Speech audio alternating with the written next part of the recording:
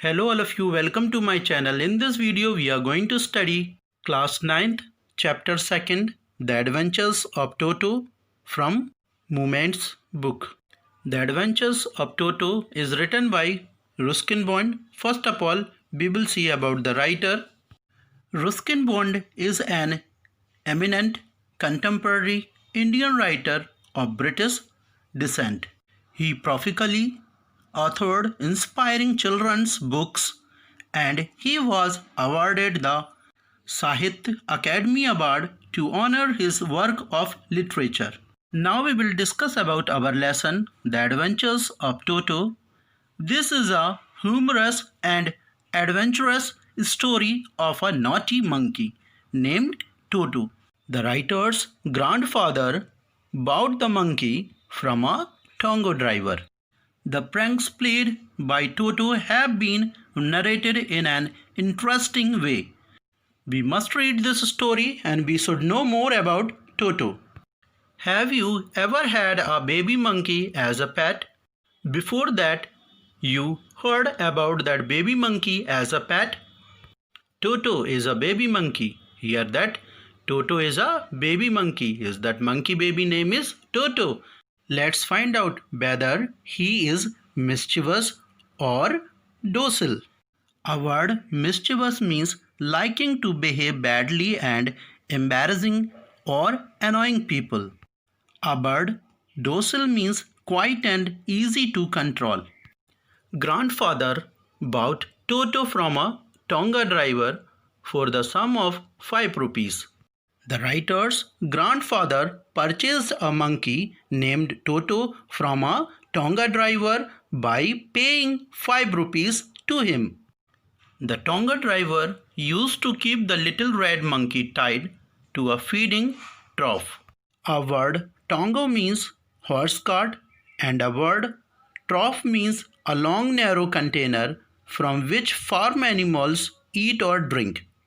The tonga driver had tied the little red colored monkey to a feeding trough so that he could not run away. And the monkey looked so out of place there that grandfather decided he would add the little fellow to his private zoo. A word zoo means, all of you know, a park where many kinds of wild animals are kept so that people can look at them and where they are bred, studied and protected. When the writer's grandfather saw the monkey, he had a desire to add him to the collection of animals which he had in his zoo at home. Toto was a pretty monkey. His bright eyes sparkle with mischief beneath deep-set eyebrows. Writer gives a description of Toto. The writer told about the baby monkey.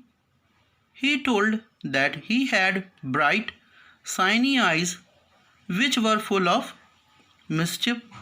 The eyebrows were deeply set on his face, and his teeth, which were a pearly white, were very often displayed in a smile that frightened the life out of elderly Anglo-Indian ladies.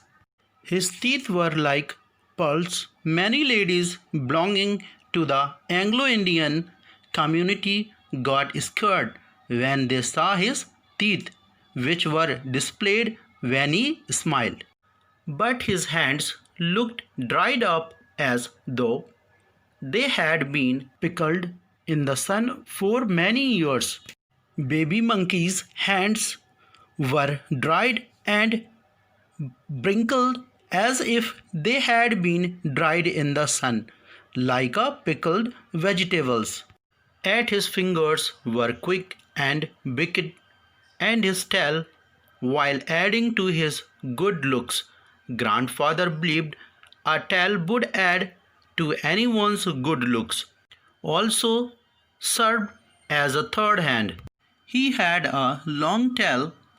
The writer's grandfather, though that tail added to the good looks of an animal, Toto's tail was like a third hand for him.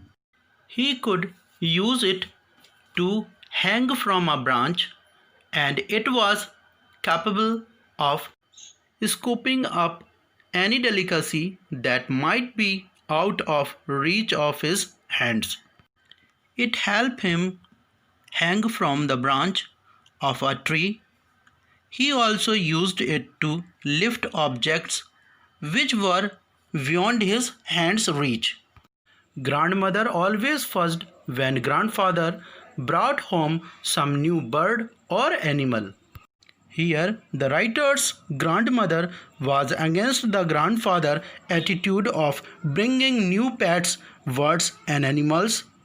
So it was decided that Toto's presence should be kept a secret from her until she was in a particularly good mood.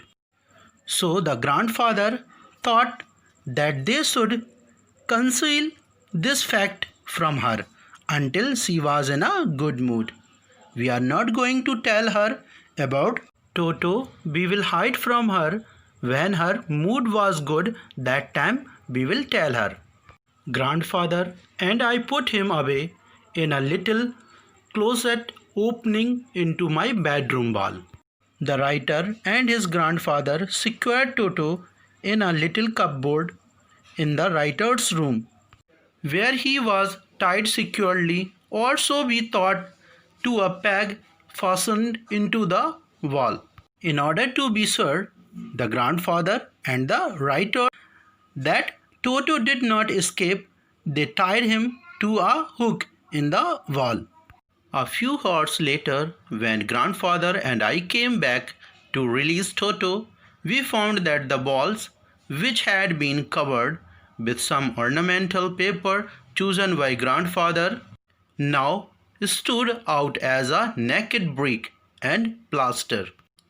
After some time, or after few hours, the writer and his grandfather both they came to see the Toto and to release Toto.